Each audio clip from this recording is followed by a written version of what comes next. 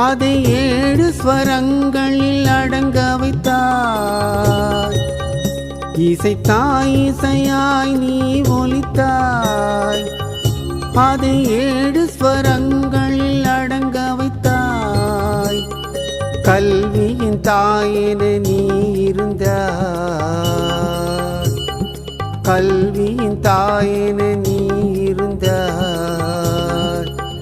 உன்னை கற்றவர் தம்மை உயர வைத்தார். உன்னை கற்றவர் தம்மை உயர வைத்தார்.